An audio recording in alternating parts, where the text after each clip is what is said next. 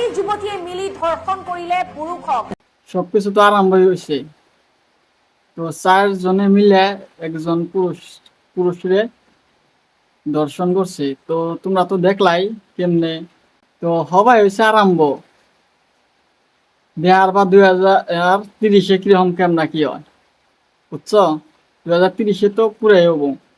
আরো 2040 মোটামুটি 70% বা 80% যাবো গা।